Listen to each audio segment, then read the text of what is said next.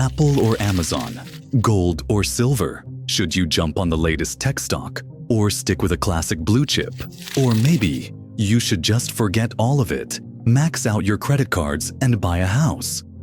Then you can just kick back and relax, right? But then you think about property taxes and how some areas have rent control. So, how are you supposed to get ahead, especially with inflation this high? No. Maybe the best bet is to just buy Bitcoin. After all, everyone says it's digital gold, but then you hear about the latest crypto exchange drama, and that feels risky too. If you don't invest in anything, your money just loses value sitting in the bank. What are you supposed to do? Whether it's the stock market, crypto, or real estate, we all have the same goal: to build a better life or achieve financial freedom.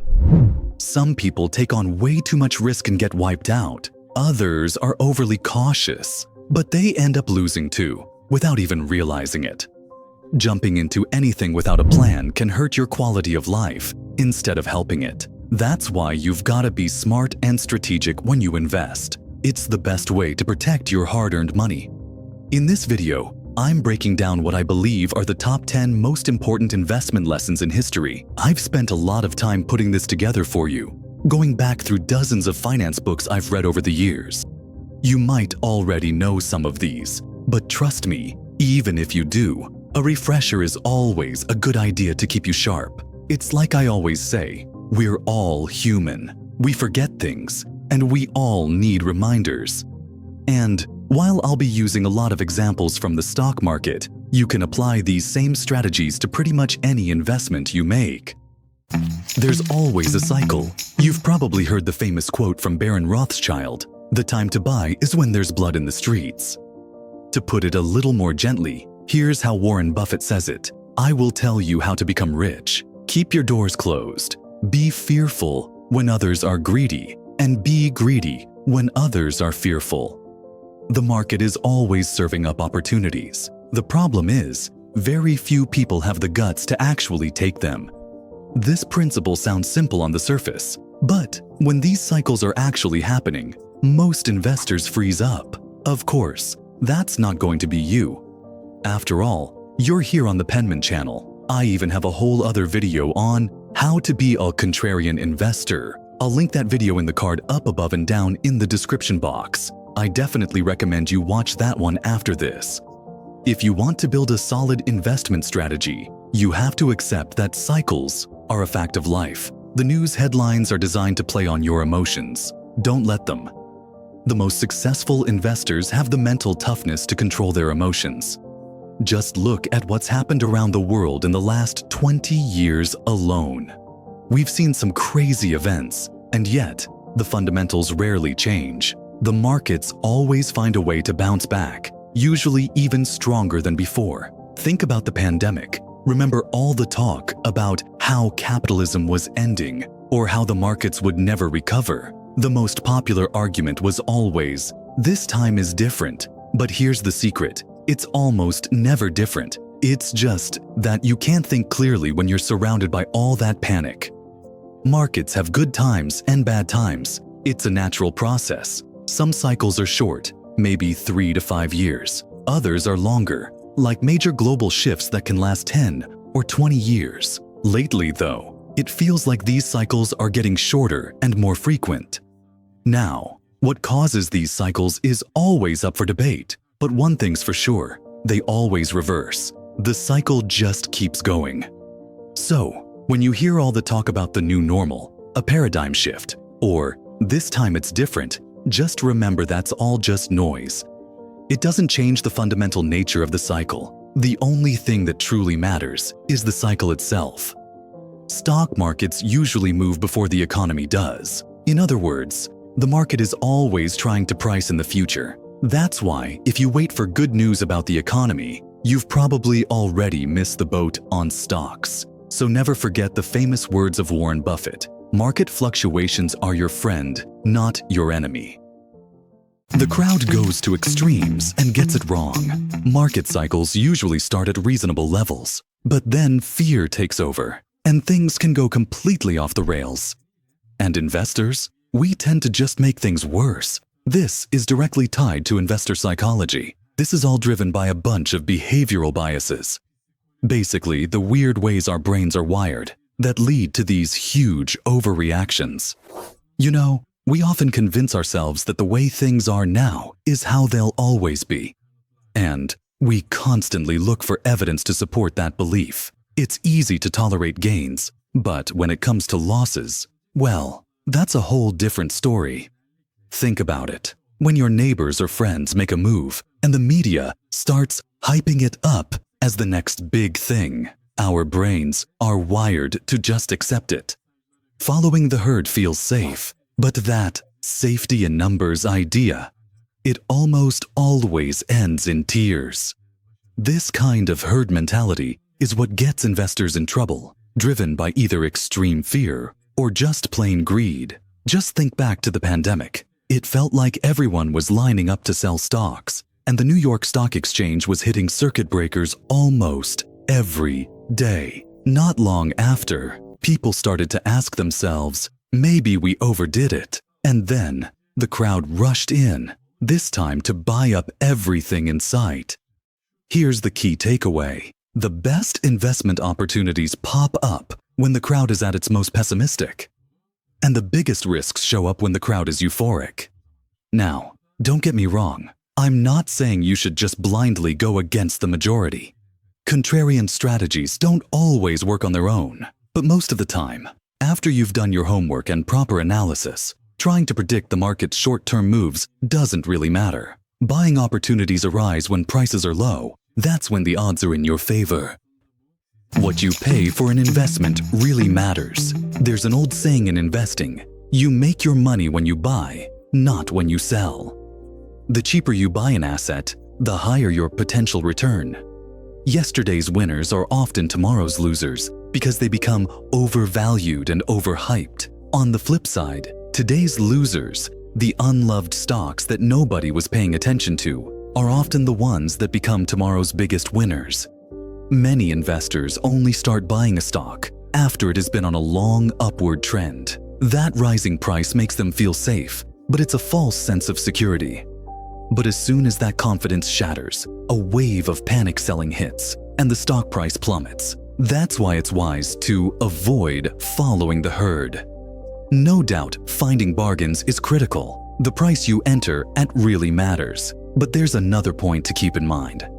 As Warren Buffett famously puts it, it's far better to buy a wonderful company at a fair price than a fair company at a wonderful price. So, what does that actually mean? Basically, if you're looking at a company with a rock-solid management team that invests in R&D and has huge long-term potential, you don't have to sit around forever waiting for it to get dirt cheap. For a great company, that price may never come. Take Apple, for instance. Do you think that stock is ever going to be a true bargain? If you ask me, instead of waiting for a once-in-a-lifetime cheap price, it's better to buy when it's trading at a reasonable value. And here in the US, companies like Procter & Gamble, for example, totally fit into this category. Even during the toughest times, I always try to keep these kinds of stocks in my long-term portfolio. No matter what happens, I just have faith they'll find a way to create another success story. So with companies like these, trying to time it perfectly for some ultra-cheap price usually isn't the winning move. Timing the market isn't nearly as easy as you think. In hindsight, everything looks easy, right? You look back and think, oh, if I had just bought this here or sold that there, it would have been so simple. But when you're looking forward, even the most seasoned investors have no idea what's coming next.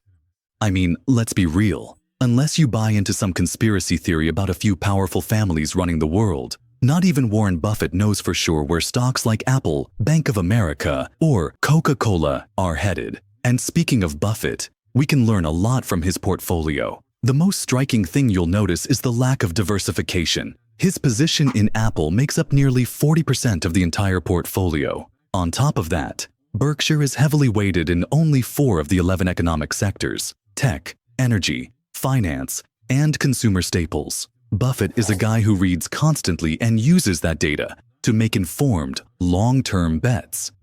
The bottom line is this: The bolder the prediction about the market's future, whether it's a huge surge or a massive crash, the more skeptical you should be.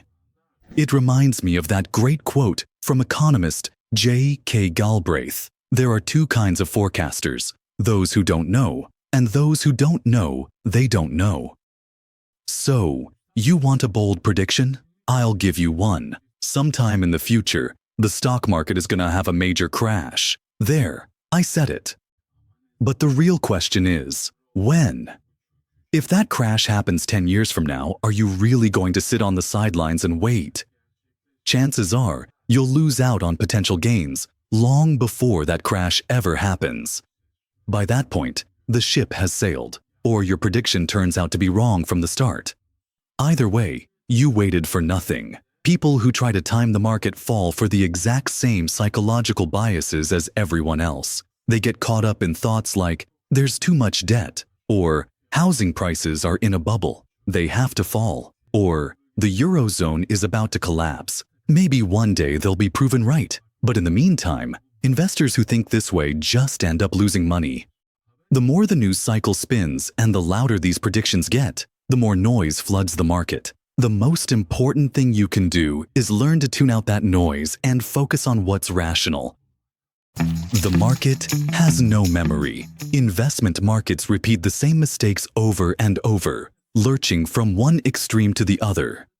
After every single crash, you hear people say, "That will never happen again." Regulators confidently step in to create new rules, but then something similar happens all over again. The details might change, but the big picture doesn't. It's like that famous Mark Twain quote, "History doesn't repeat itself, but it often rhymes." Sure, individuals can learn, and the bigger the crash, the longer that lesson tends to stick. But new people are always entering the market, and over time, that collective memory just fades away. Compounding is where the real magic happens. So, what happens if you take your investment profits and plow them right back into your original investment? The principal? Yep, you guessed it. Your money starts to grow on its own. And it's wild how many people underestimate this. But this kind of growth is exponential, and over time, it becomes incredibly powerful. In fact, Einstein supposedly called it the eighth wonder of the world. He said, "He who understands it, earns it. He who doesn't, pays it." Now take a look at this chart. Investor A, shown by the blue line, isn't reinvesting their profits, but investor B, the green line, takes their 7% gain and puts it right back into the pot every single time. That means their next gain gets calculated on a bigger and bigger pile of cash. At first, the difference looks tiny, but as time goes on, you can see how investor B's wealth just explodes, all thanks to the simple power of compounding. Keep it simple, stupid. Investing is supposed to be simple, but let's be honest, we are masters at making it complicated. More options, more data, more apps, it all just muddies the waters. We get so bogged down in the details that we completely miss the big picture. We get so hung up on the small fry questions like, should I buy this stock? Or that one? Or, which fund manager is the GOAT? The reality is, the things that truly drive your portfolio's performance are the major asset classes, stocks, bonds, and real estate. But we tend to overlook them. So, the best strategy? Keep your investments simple. That means, don't sweat the small stuff. Stick to what you can actually manage, and never, ever invest in something you don't understand. Sometimes, the best strategy is to do nothing. If you feel like you always have to be making a decision, should I buy or should I sell? You've got it all wrong. You know that feeling of constantly chasing the next hot thing? Maybe you've been there yourself. You buy an investment, wait for it to take off, but nothing. The returns just aren't there. Sometimes you even lose money. So what do? You jump to the next thing. That's usually just your own mind playing tricks on you. It's creating that urge to sell fast, just to cut your losses and stop the bleeding. But here's the thing. Sometimes, especially in volatile and unpredictable markets, the absolute best strategy is to do nothing. Just wait. But here's a simple rule of thumb. If you had clear reasons to buy an investment, you need to have equally clear reasons to sell it. If the original reasons you invested are still valid, it's probably best to hold your position. But if those reasons have changed and you no longer believe it can meet your goals, well, that's when you should consider selling. You have to be an optimist. The master of value investing, Benjamin Graham, said it best. To be an investor, you must believe in a better tomorrow. Think about it. If you don't believe your bank will keep your money safe, that most people will pay back their debts, that companies will grow their profits, and properties will generate rent, then investing just isn't for you. Know yourself before you try to know the market. Let's face it, most of us fall for the psychological traps we've talked about. Smart investors recognize these pitfalls and have a game plan to navigate them. The best way to do that is by taking a long-term approach. But long-term is often misunderstood. It doesn't mean buy and forget. It actually means you buy your stock and then keep up with it. If you bought a great company at a fair price, you shouldn't panic and sell just because of a couple of bad earnings reports. Investing is like a rodeo. Don't let your emotions throw you off the bull.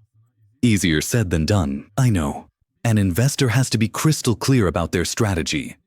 If you plan on day trading, remember that it demands a crazy amount of effort and focus. If you don't have that kind of time, say you have a full-time job or kids to look after, then using well-managed mutual funds or ETFs is probably your best bet.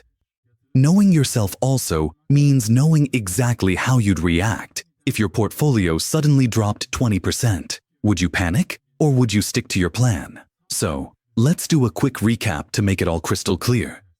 There's always a cycle. Always. The crowd is usually at the extremes, and it's often wrong. The price you pay for an investment really matters. Timing the market is a lot harder than it looks. You'll never learn all the unwritten rules of the market. Compound interest is basically magic. Keep it simple, stupid. Sometimes, the best strategy is to do nothing. You have to be an optimist. And finally, know yourself before you try to know the market. Each one of these points is deep enough to be its own book. These are the principles that will keep you from following the herd and help you avoid major losses. The winners in this game are the investors who are armed with knowledge, have a strong character, and nerves of steel. And remember, the best strategy is the one that best fits your personality. And never forget, curiosity is the beginning of all learning. Learning makes you more knowledgeable, and knowledge gives you the edge.